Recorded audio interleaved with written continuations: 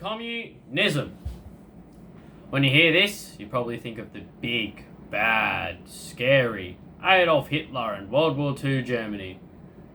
But communism actually originated back all the way in World War One, back in 1917. Explosion.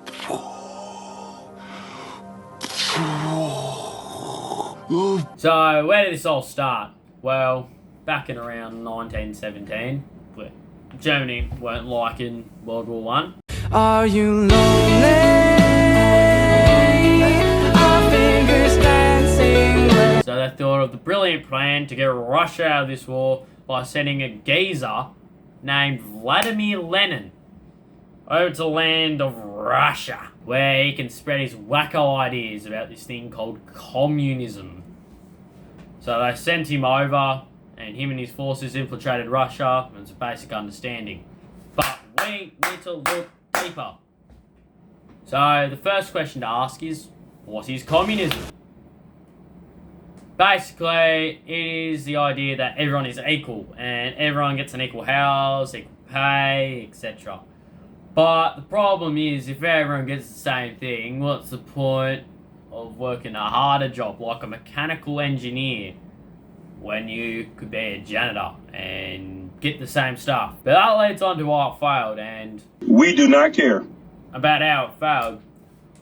We only care about how it works during and after World War One.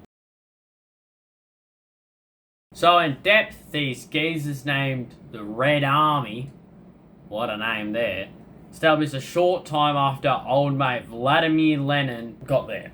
And they decided it'd be a great idea to, well, I don't know, infiltrate Russia. She went to China. Because of these absolute geezers, there was another war. This war was called the Russian Civil War.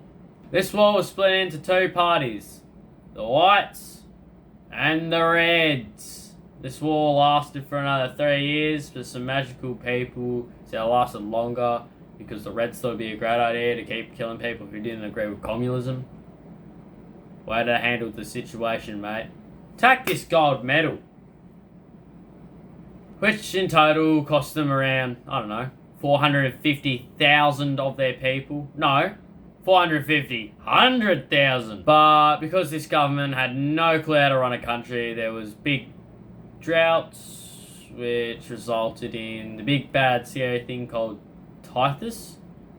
Typhus? I'm gonna go with typhus. Yeah, typhus. Which caused another 3 million deaths in just 1920 alone. And because the Red Army are flogs of the year, they kept killing Jewish people in Ukraine. I wonder what that reminds me of. But they started a long fight between Russia and Ukraine, which is still going on today.